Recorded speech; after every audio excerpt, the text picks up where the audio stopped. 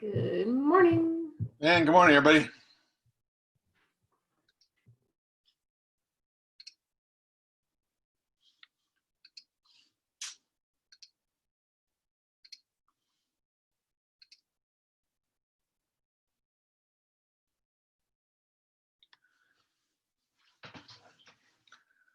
Okay, first homework, first exam, first group quiz, all finished.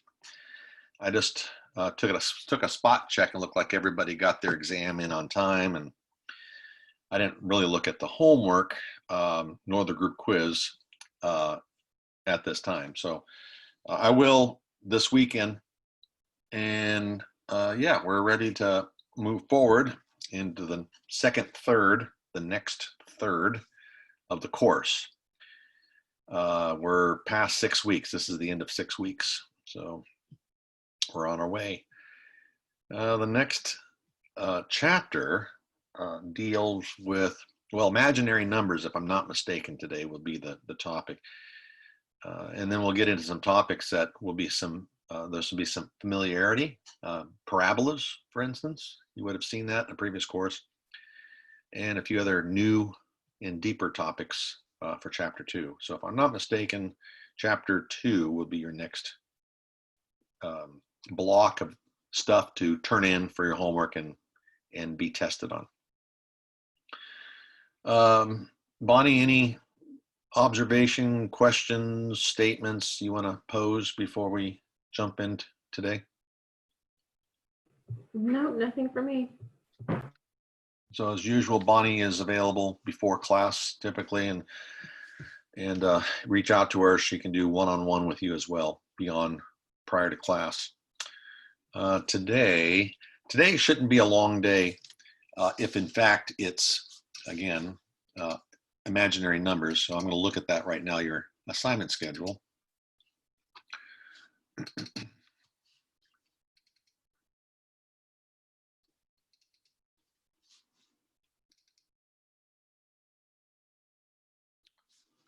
And what I see here, sure enough, complex numbers. It's the same thing as imaginary numbers, complex numbers, and that's what I've got for today, the 24th. Okay, and there, of course, there's no little quiz because there's nothing to quiz you on.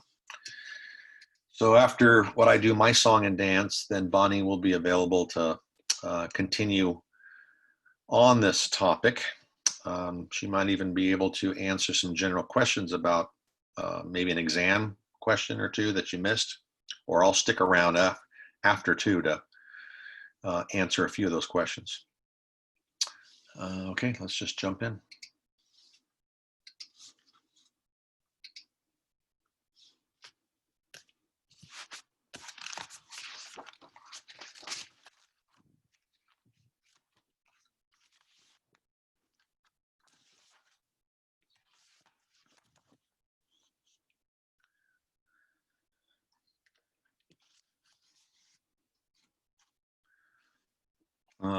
Let's see, beginning algebra. I'll go back, for you guys, it's probably 2 courses. Beginning algebra, for me, I'm not required to address or work out imaginary numbers, not required. It could be optional, and I never have time. So when we get to a place where students might see somewhere in a beginning algebra textbook, square root of -1, they're told to respond as not a real number, not real. Some instructors say it's okay to say undefined, but if you think about the word undefined like there's no definition for it, that's really untrue. It is defined, it's just not real. And then we start looking at, well, I can show you. Hold on a second. I said, hold on a second. Where are you guys going to go?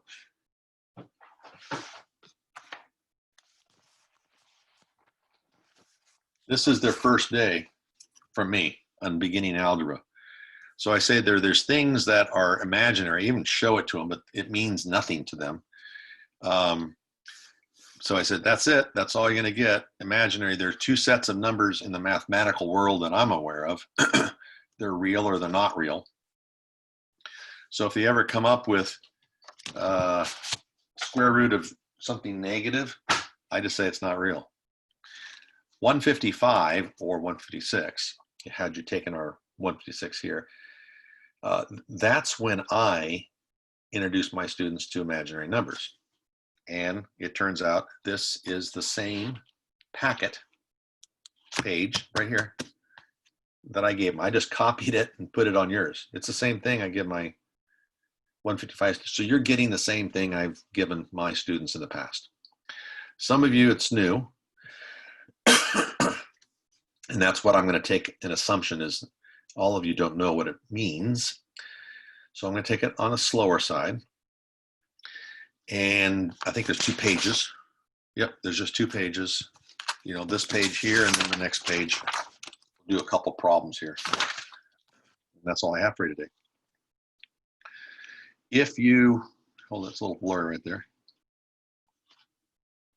There you go. If you Googled, which I did for my Math 27, Googled imaginary numbers or complex numbers, Google will give you a bunch of, illustration of where, well, of course, what the definition is, but where they're maybe found in the real world. And there's a field of mathematics called complex analysis, or let's see, chaos, C-H-A, that's right, O-S, chaos theory, which is around the study of complex numbers, chaos theory. You guys remember a movie, the first one, Jurassic Park? Of course, most people have heard of the title Jurassic Park. Number 1. Now, there's a lot of them. There's Jurassic World now. But number 1, Jeff Goldblum. I wonder if I've got that. No, I didn't make those up. My videos on the website, when I say website, if you look at the course outline down at the bottom, it shows a link for when I did Math in the Movies. I mean, I have video clips of the Jurassic Park, but I didn't put it together in a nice little package like I did the other 18. So anyway, Jurassic Park, number 1. Jeff Goldblum. The opening, kind of the first 10 minutes, he's on the helicopter with the anthropologist and the owner of the island and some other Weasley kind of dude. And Jeff Goldblum describes himself. I think she says, the female anthropologist, so what do you do? He says, well, I'm a chaotician. That was the first time I never heard of someone, mathematician. I never heard of a chaotician. This is 20 years ago. And it's gotten to be kind of a big field now, chaos theory. So kind of makes sense. I'm a chaotician. I study the field of chaos theory. And then in that movie, he'll go through some description with her about, well, so what is this chaos theory? Tell me about it. And then it'd be interesting for you to see if it's really true or not. So that's one movie that has something about imaginary numbers, chaos theory. Fractals. Have you guys ever seen, maybe I should show you Fractals. It's actually very pretty. Anybody seen Fractals before? I'm looking. No? But one person shaking their head. And of course, people with their cameras off, I don't know if you're shaking your head or not.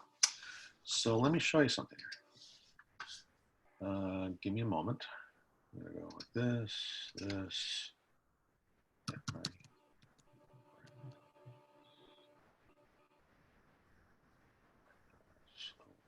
Fractals. I can do that, and then I'll do fractals in nature. Oh, this will be interesting. I'll bring it up. Just give me another 30 seconds.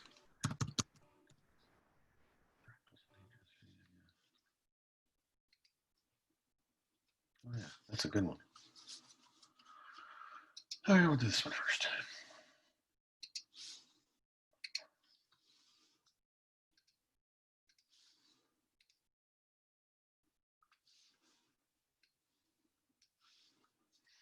So I was sort of introduced a little bit when I was at Sonoma State a long time ago because it was still fairly new, a whole idea about fractals. This is the one, this one here. I'll turn it on. It's called the Mandelbrot. So a mathematician named Mandelbrot. This was one of the famous ones that first got, hey, look at this, isn't this interesting? So not only is it a picture that's got color and it's computer generated, completely computer generated. And you can see some patterns in here. So you can see this up here is a picture of this one, but just smaller. And if you keep zooming in on any of these branches that are in here, it'll be copies. So it's copies of copies, and it'll go on forever. Created with imaginary numbers / formulas that deal with imaginary numbers. And somehow the computer's set up so it displays color when I'm not a chaotician, so the formulas are set up so that certain areas of the computer will throw in blue or black, depending on the severity of something. They call it, I don't remember, heat, something about heat. But again, I'm just having a hard time. Bonnie, do you remember going to my office when we were able to go to my office and sitting there and looking to the right of the wall? Did I have pictures like this one here?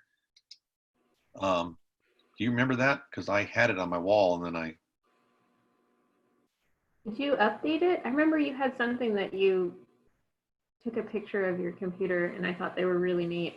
Right. Okay. So as an example, this one, I said, whoa, that's beautiful, because this one here has this conch shell feel spiral.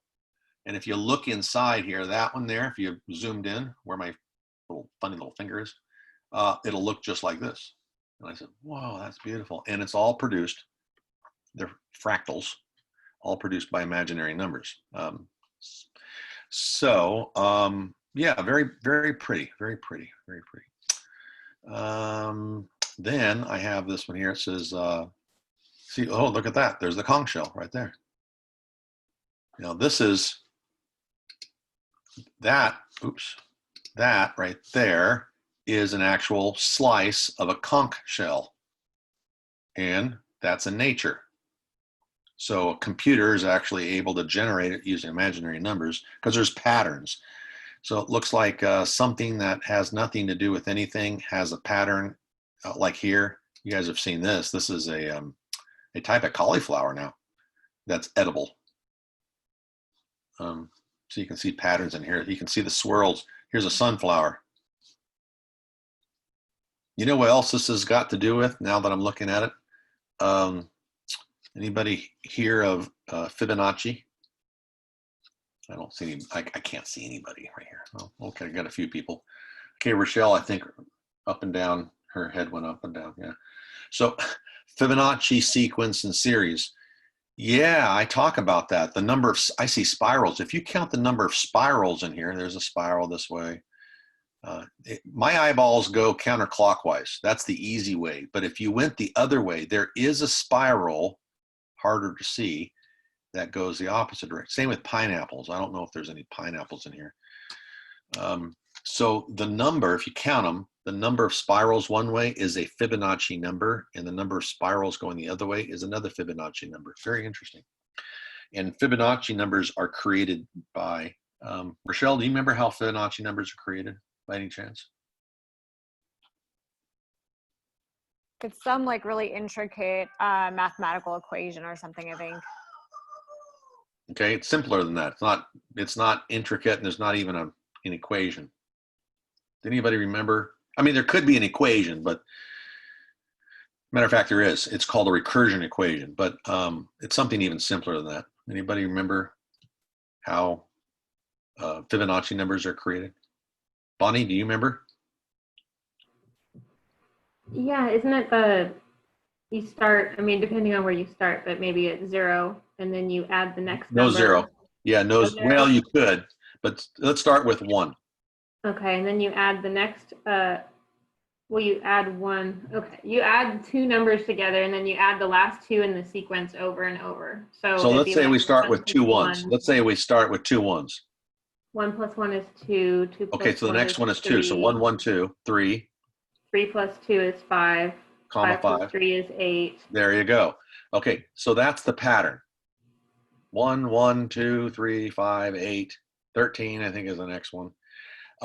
There are movies, and now this is where I believe in my, well, let's see, I think I have time to do this. Remember, this is going to be an easy day. What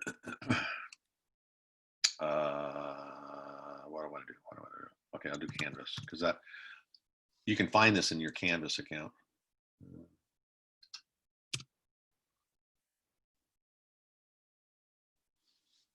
Bonnie, can you see what I'm doing right now? I went into Canvas. Can you see that? Yeah, I can see your Canvas page. Okay, so I got to go 25. Sometimes if you bring up new pages, I can see it, but you guys can't. But since I'm in, I guess, Google, if you go to, you get right down here. If you go all the way down to the bottom of this, Math and the Movies right here. So if you click on that, click. If it works. No, you're going to math tutoring, Jeff. Thank you. You're right. Absolutely. You are right. I went the wrong place. Need a little extra tutoring. Farther down here. Yeah. Here it is. Math and the Movies. Yeah, okay. So I developed all these. Let's see, which one do I want? That's pi. I don't want that one. No, I can do the Da Vinci Code. That's got. No, let's do this one. Now, the reason why I do this one is I've been watching a series on Netflix. It's got Jason Bateman in it. It's really good for me. I like it. But so let's do Jason Bateman. You'll recognize him. Dustin Hoffman, of course, is a longtime actor. And then Natalie Portman is in this one. So let's see if this works. View movie clip. So it's about Fibonacci numbers. See if it works.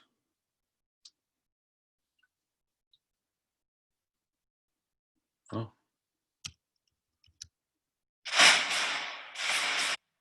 We don't need the introduction.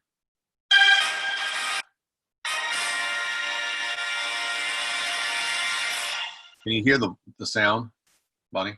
Okay. Do I need to turn it up, Bonnie?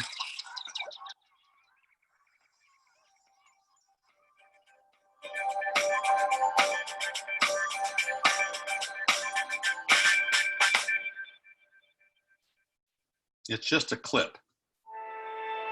What? Oh my gosh, I got all this introduction stuff. I felt I had to do it, but I don't have to do it. Okay, what is that? What a waste of time. Come on.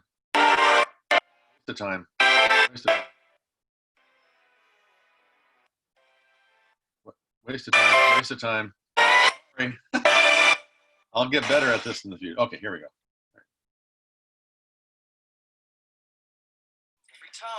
Greetings, Edward Megorium, toy impresario, wonder aficionado, avid shoe wearer. You're here for the accounting position. Yes, Henry Weston. Name the Fibonacci series from its 11th to its 16th integer. 89, 144, 233, 377, 610. Perfect. The number 4, do we really need it? If you like squares, you do. Oh, I like squares. Good. Now, dog to hot dog bun ratio. Why, for the love of mustard, are there never enough buns? Extra hot dogs. Yes, but why? In case you drop a couple. What kind of insufferable fool drops a hot dog? Anything can happen, sir.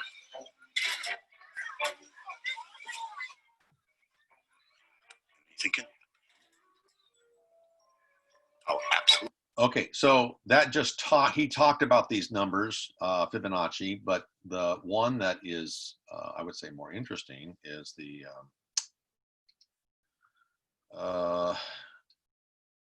Da Vinci Code. All right, let's see. This actually shows Fibonacci numbers. I'll click on that one. See if this one works.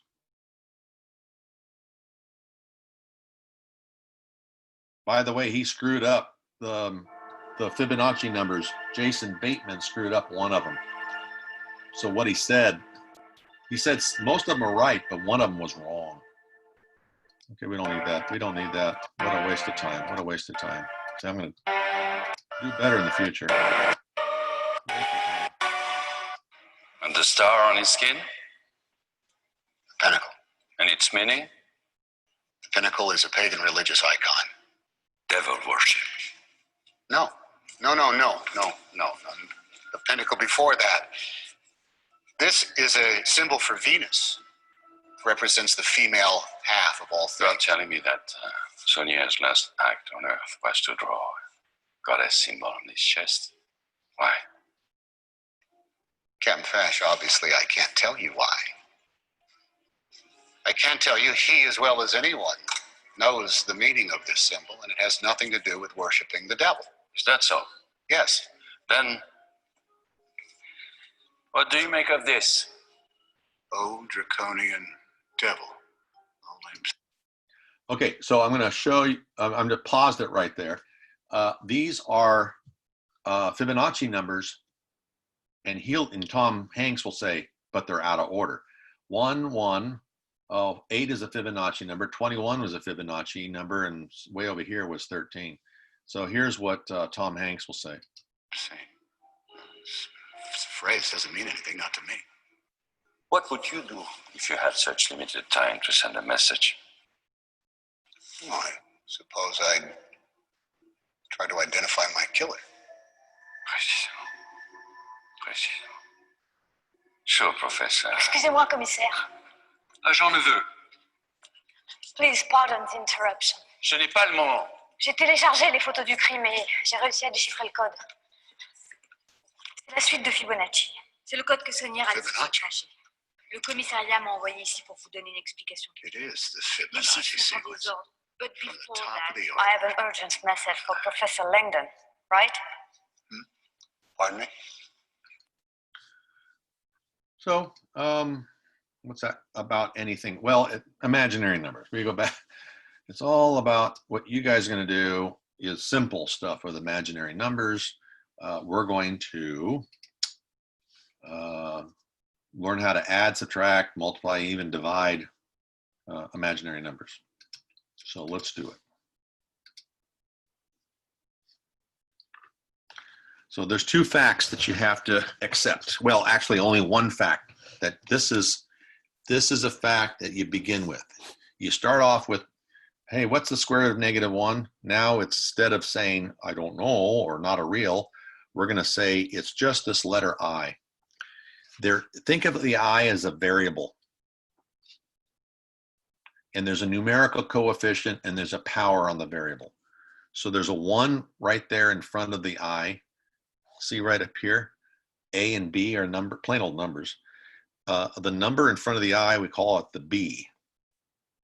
So right here, B, right here, in this one here, A equals 0 and B equals 1. So we accept this fact, and then we square both sides of this, and you guys know what happens when you square a square root. It becomes just the radicand, and when you square a variable, it becomes I squared. So we're going to use these two pieces to do these 8 problems.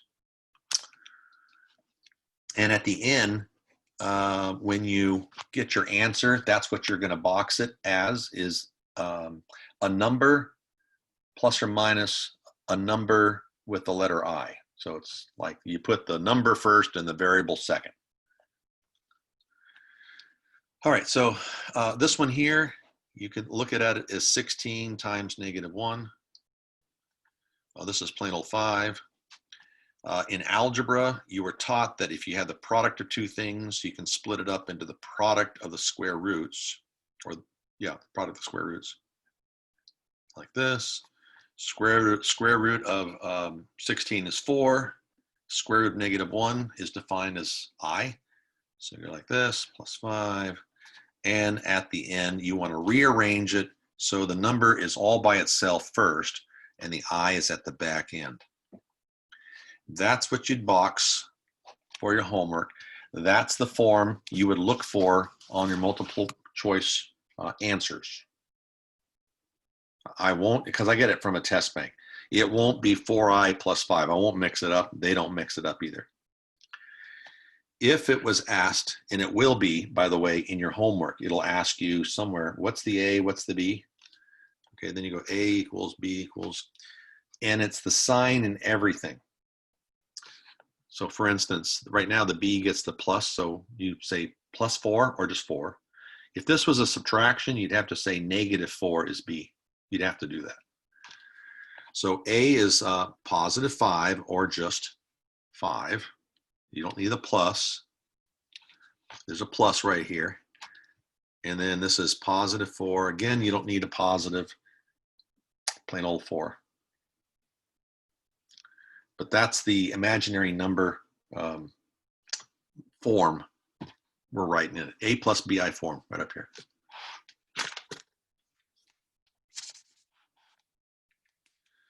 All right, that negative is not under the root. It's not part of the radicand, so that's negative square root of 9 is 3. It's multiplied right here by, okay, now root negative 25, you know that there's an I in there because of the negative, so 5i. So root negative 25 is 5i. Now you multiply, just pretend that the I is a variable because it works exactly the same way. Negative 3 times 5, negative 15, I. Jeff, well, there's no extra number. Yes, there is. It just looks like that. 0, subtract 15i. On the multiple choice test, you wouldn't see the 0. You would just see negative 15i. But I just put that there because if you're asked to say, what's your A, what's your B, you'd have to say your A is 0, because that's true. There's no A. And B is negative and the 15.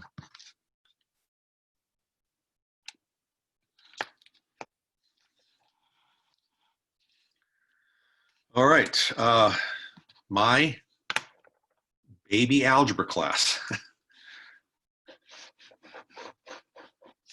I don't think I give them I. Usually it's X. So minus 1 minus, say, 2X and plus 3 plus 4X. They would probably get it looking like that with the letter X or Y. That's pretty typical. And now they're going to be tested on this in about a week. Combine those or add those. They call them polynomials. And they just combine like terms. That's all it is. Same thing here. You're going to combine like terms. Just put the I part at the back end. So I'll do the 1 and the 3 first. Negative 2 plus 4i is plus 2i, and you're done. That's it. A is 4, B is 2, you're done. So this one here requires that you distribute the negative sign. So you go 1 subtract 2i minus 3 subtract 4i. Collect like terms. So this right here is negative 2. This right here, negative 6i. Done.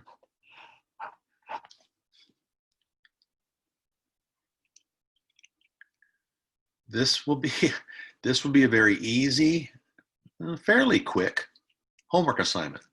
I might have given you like a dozen problems, a variety, maybe 15 at the most. And it won't take you very long if you see that the process, it's not bad. It's, it's just like this one's multiplying. Think FOIL on this, FOIL. It's really not that bad. So go like this. 1 times 3. I mean, easy to make a careless mistake. Say 1 plus 3 is 4. I mean, careless mistakes will happen. 1 times 3 would be 3. And then you go over here, 4i. And then here, minus 6i. And then right here, minus 8i squared. Okay, now that's interesting. Haven't had one of those yet. Remember I squared? Remember what I squared is? I I squared, I squared, I squared, I squared, I squared. So I'm going to make a substitution right there. I squared is -1. Before I do that, I'll combine like terms. So you got 3 minus 2i, and then subtract 8 parentheses times -1, because I squared equals -1. That's the fact that you guys are accepting, or found out how we got it. Continue. Well, shoot, that's just plain old 8. 3 plus 8 is 11.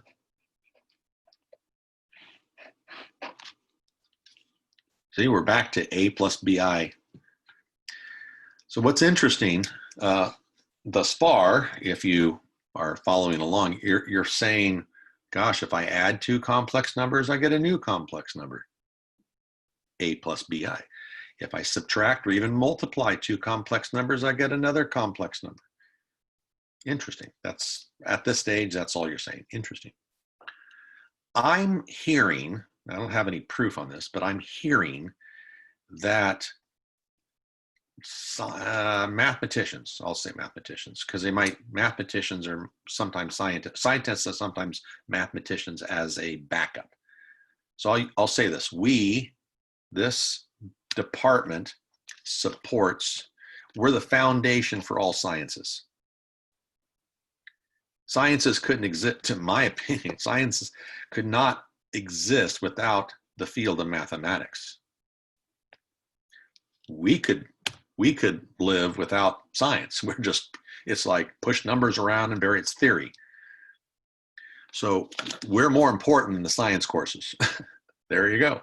That's why my job will always be secure, because to get scientists or engineers, you got to have us. We're not going away. I've heard that they are working on using chaos, imaginary numbers, things like that, to help predict chaotic behavior. Behavior that doesn't seem like there's any pattern. For instance, land erosion. You know, from on the ocean, you know, land erosion. You know, people's houses are falling into the ocean. Well, how long can they predict? How long it's going to take for a certain area of the coastline to fall away because of land erosion? Cloud formation.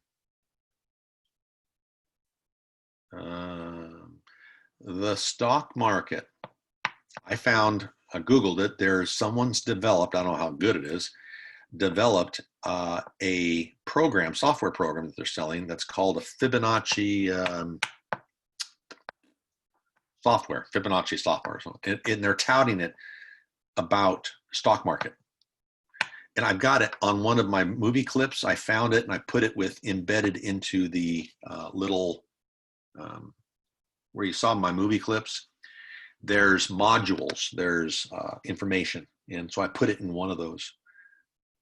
So, I mean, it's interesting. They're getting better at it, but it's not perfect, because to try to predict, anybody been able to predict the stock market?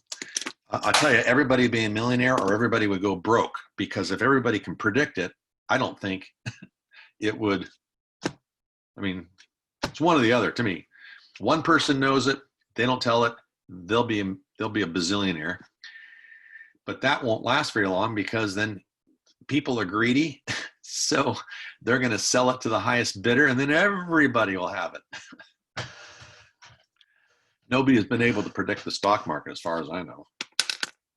Nobody's been able to predict weather forecast or tornadoes or earthquakes. Try to predict an earthquake. They say it's coming.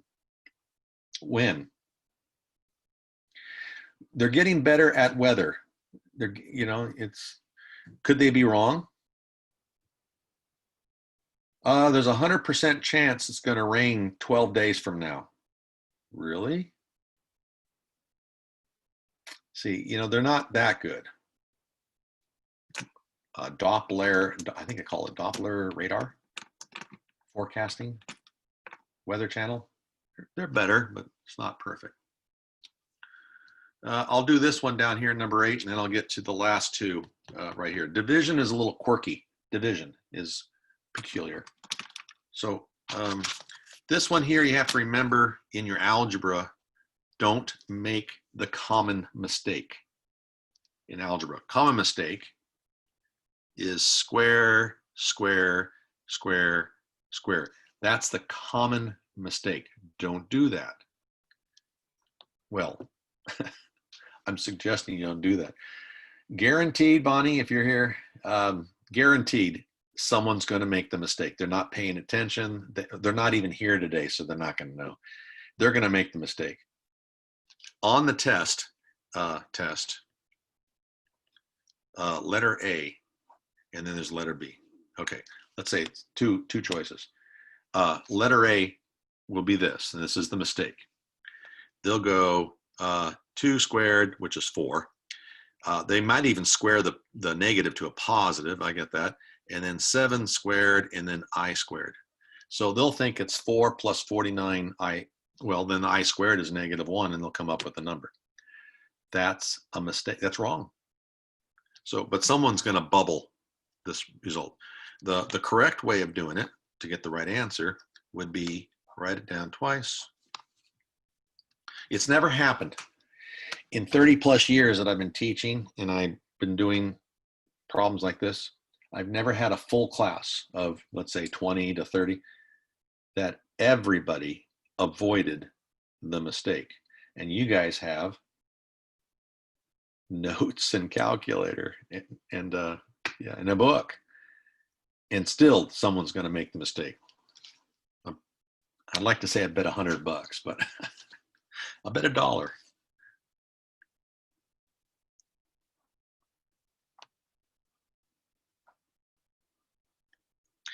I told Jan, Bonnie, I told Jan, because she's doing the 150s for me, because we're doing problems like this, and it's coming up in the next exam. So I said, Jan, okay, let's bet. You bet, I'm making a bet with her. You bet that everybody's going to do it perfectly, and I bet not. And I'm pretty confident. So Bonnie, you gonna take that bet? You want to root for the students here? Sure, I'll root for the students. All right, good. All right, so Bonnie, You guys got this. You got it. So all it takes is 1 for you to lose the bet. All it takes is 1. Okay. Okay, we can make the bet more interesting and just say based on who's here today. If people aren't here today, then they don't count. But if they're here today, I'll bet all the students that are here today. Oh, you want to? Correctly. Okay, that. Okay, well now that it would be interesting, because I usually say I'm 100% sure that because usually someone's not going to be here. They're not going to pay attention. So, okay, I'll take the bet, $1. So how many people we got here today, Bonnie? I'll have to look at it looks like 27, including us. Huh. Okay, so don't include us because we're not taking the test, so 25. If you've got just for fun, if you've got a snapshot of all the names, put that up, and you and I, after the exam, we'll go back to that one problem that's going to be there and see if anybody who's here today missed it, just today. Just today. Yeah, so we'll have fun with that, and we'll see what happens. Okay, this one here you have to FOIL. FOIL. First is 4, outer is -14, I, inner is, hey, there's a -14i again. Last is the +49. Oh, and there's the I squared. So 4 subtract 28i plus 49 times -1. This is -49. So it looks like the answer should be, if I haven't made a careless mistake, -45 subtract 28i. Again, if I haven't made a careless algebraic arithmetic mistake. This is the correct answer for this one, not A.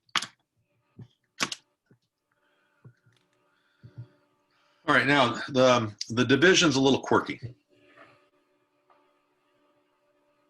I have to do it on a separate piece of paper because I don't have enough room.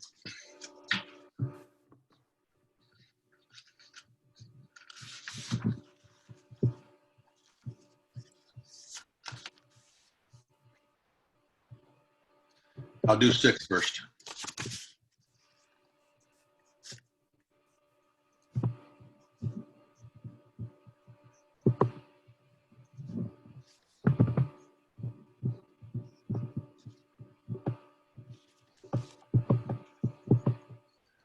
want to show you something as a class.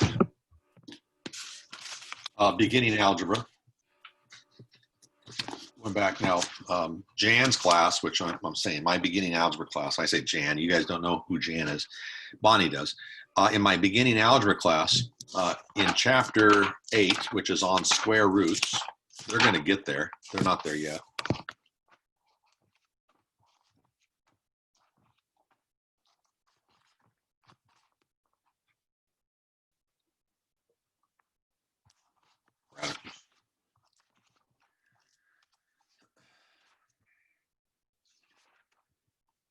Okay, in dividing radicals,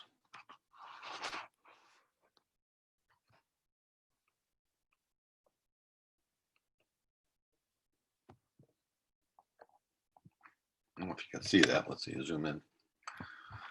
Okay, and you guys had to have this in a previous class, where your instructor says, okay, you got to get rid of the radicals in the denominator. Today, for you guys, you're going to get rid of the I in the denominator. That's what you're going to do. And you do it the same process. Anybody remember how to get rid of the radicals in the denominator? Anybody remember that? By finding the lowest common denominator. Okay, good try. Good try, Rochelle. Yep, that's not it. Square it. Well, that won't accomplish it, but okay, good try again. There's a very special word that's used. Starts with letter C. All of these, actually, all these. Letter C. Okay, curious, when I say this word, and I'm going to see if how many people that have their screens on will say, oh, yeah, I remember now. Okay, conjugate. I'm seeing, gosh, only a third of you shaking your heads up and down. That's a little scary because that means you weren't paying attention or aren't paying attention to my question. Conjugate, if you have never heard that, I've never heard that, that's scary to me because that's telling me where were you in your algebra class before this? And if you're saying I'm here and I've never taken algebra ever, how are you doing? How'd your first test go? I haven't looked at scores. You should have had a prerequisite kind of course. And in every baby algebra class, it's always taught conjugates. So that's what I'm going to do. That's what I'm going to do. Okay, so I'll go over here. Interesting. Or you're just not willing to shake your head. Maybe that's what it is. So I'm not going to teach you conjugates with the roots. I'm going to teach you conjugates what you have to use here.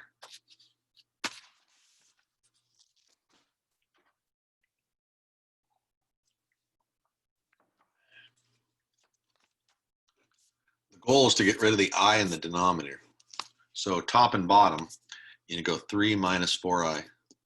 Not 3 plus 4i. Not negative 3 minus 4i. Yeah, not negative 3 plus 5. It's keep the sign, change the sign. Keep the sign, change the sign. What you do to the bottom, you got to do to the top. And then you FOIL. And the top, it's going to be, the numerator is going to be, 3 minus 4i minus 6i plus 8i squared. Down below is 9. Outer is negative 12i, inner is positive 12i. Those go away, and that's what the conjugates will do.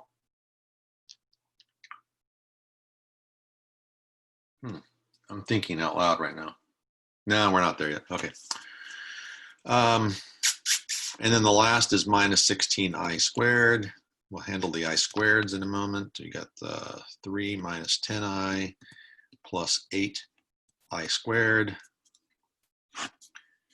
9. Okay, these guys go away. Minus 16i squared. Okay, so 3 minus 10i, so 3 subtract 10i plus 8 times negative 1.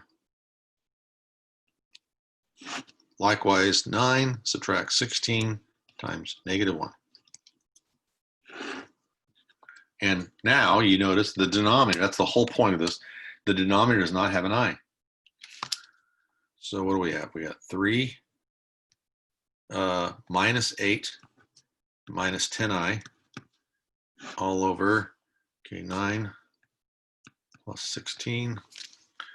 So now we have negative 5 minus 10i all over 25.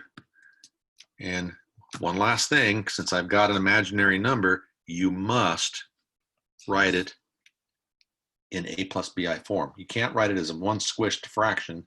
You separate it into two fractions. So negative 5 over 25 minus 10 over 25. Put the I over here. So finally, reducing fractions is baby work here. Minus 2 over 5. I. And now we're done.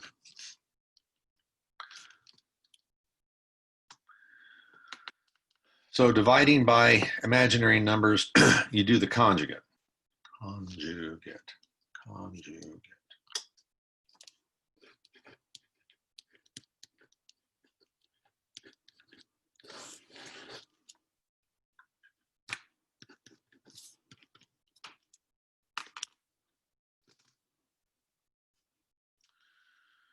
Okay, and the last one,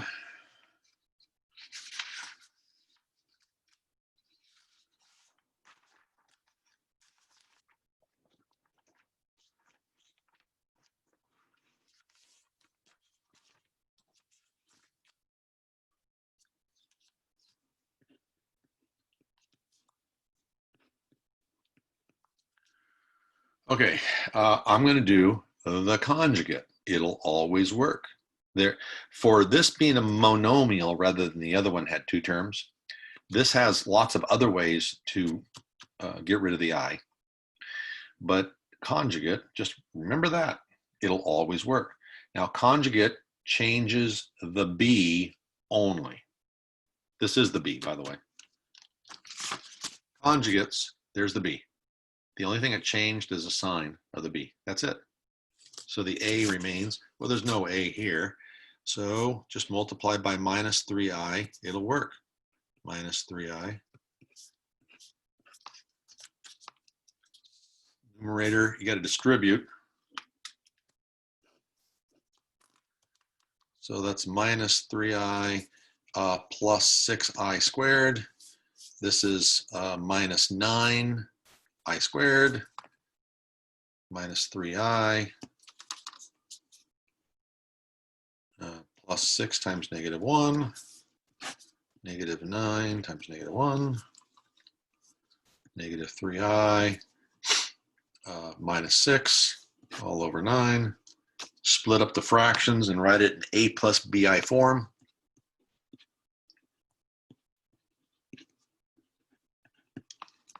Reduce.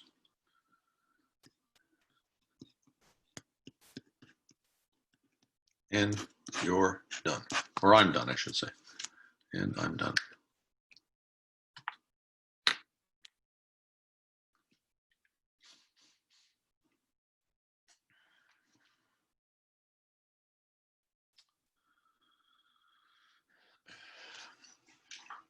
Okay, one last problem. Bonnie, I'm only going to do one of these.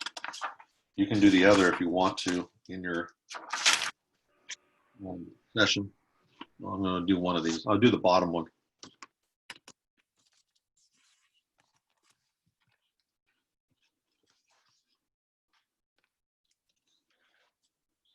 You can do the top one if you are asked about it or want to do it.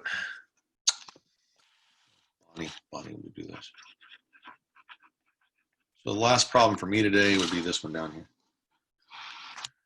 Okay, quadratic formula, we've done that before, except this is not set up yet. So this is got to move everything to the left. So I start off with 2x squared plus 3x plus 7. Set that equal to 0, and now solve. Now, if you could factor it, it says quadratic formula, but if you could factor it, I would do that because it should be faster than the time it takes for the quadratic formula. But I'm just going to use the quadratic formula to see what happens. So A equals 2, B equals 3, C equals 7. Quadratic formula looks like this.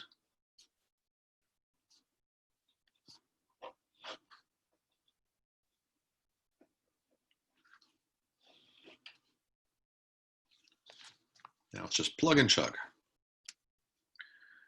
B, okay, so that's 3. So parentheses.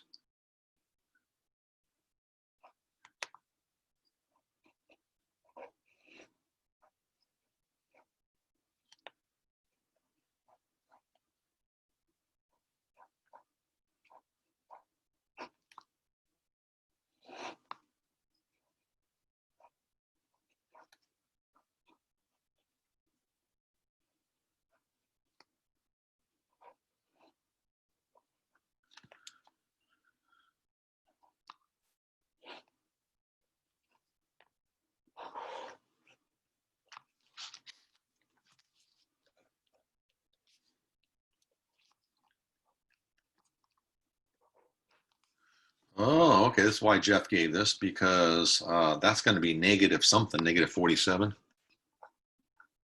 Yeah, and leading up to this, matter of fact, I think your first assignment had problems like this, had 1 or 2. And you would have said, not real. You would have said, not real. Oh, I'm going to look back here and see if I did any of those right here. Well, if I did any of these, like maybe this one, if I did any of these, I did it on a separate piece of paper. I'm thinking that one might have been a not real one here. You can go back to your own notes and see if number 6 was not real. Can't finish it. Anyway, you'll get some of these that you can go farther. You can do this as, what is this, 4? Then you go x equals, gosh, Jeff, I'm going to have to just go ahead and separate it out right now. Yes, you're right, because it's going to be imaginary, plus or minus. Okay, 47. Let's see, is that prime or composite? 47. Let's see if you guys know prime or composite.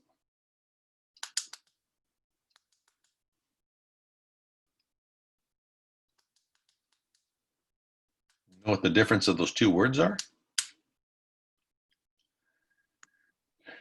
Anthony, you know the difference between prime? Should be prime, right? Okay, who just said that? I'm not sure who said that.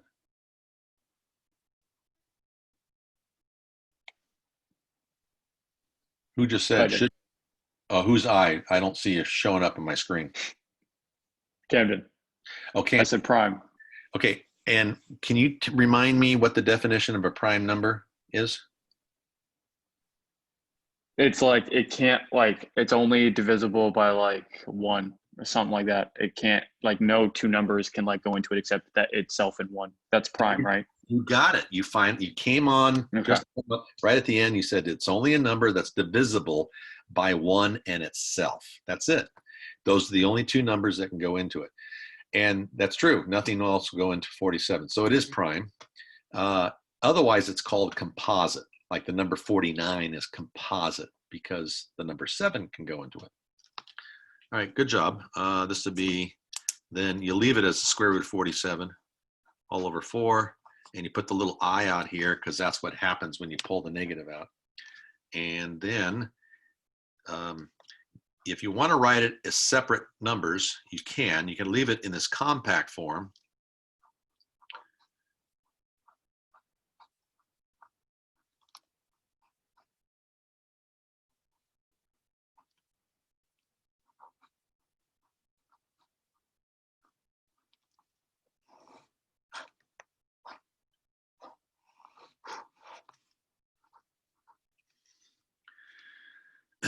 So you can take it this way.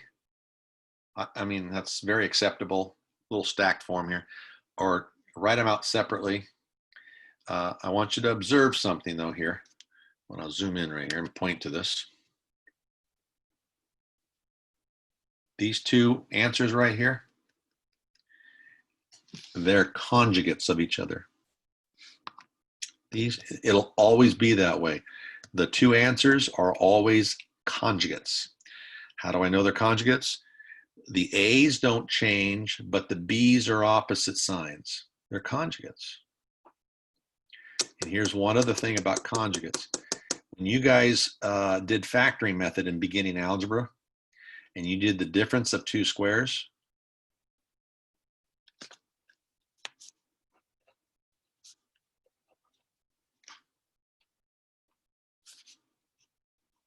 in algebra, you said, hey, factor that, difference of two squares.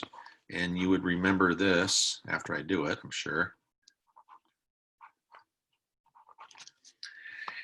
I don't say these are conjugates. I don't use that big fancy word at this stage. I just say, yeah, there's your answer. These are conjugates because the first part is left and the second part are opposite signs. They look the same. So, anyway, stop share. Okay, so Bonnie, I'm done for today. There it is, a little earlier. Bonnie, if you don't mind, if you remember putting in the chat, if anybody needs it, your link for right now. Thank you. So before you guys leave, if you need her link, she'll put it there, and I'll stick around for any questions you might have of me. Otherwise, Bonnie will head over there and spend some time with the rest of you that want to go see Bonnie. And Bonnie, I'll see you Saturday, 11:30. Okay.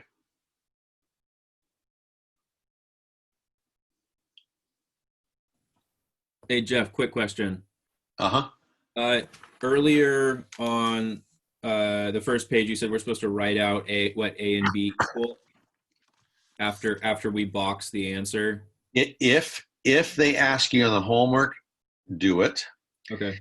I would, and if they don't ask you, you have an option. You don't have to, because I'll never look at your homework in terms of right or wrong answer. On the group quiz, I believe I have instructions that say also give me what the A and B are. So just follow instructions, I guess. And on the exam, if it says specifically, here's one problem. Here's an imaginary number. Identify the A and the B. Okay. And that's it. Just know how to figure out what the A and the B are.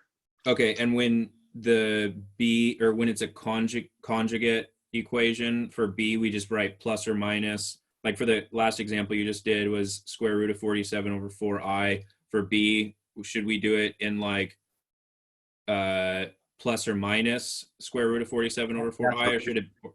That's a really good question. I'm going to show you this. So where is my, not it. That's not it.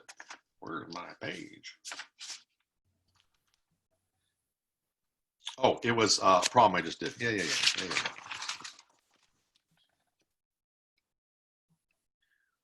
go. B, if it says, what's your A?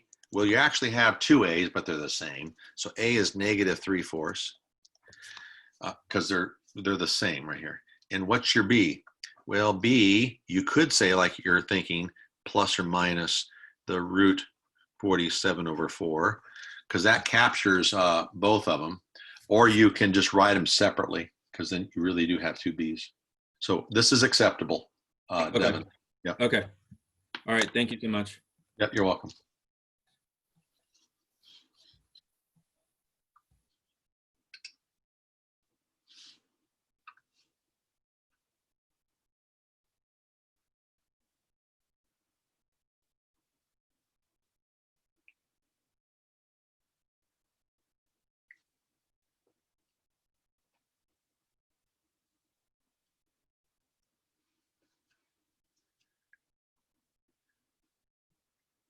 Sergio, any questions from you? Sergio? No, I was just looking at, I had the same question the candidate had. Okay, thank you. Yeah, you're welcome, Sergio. See you next time. Yeah.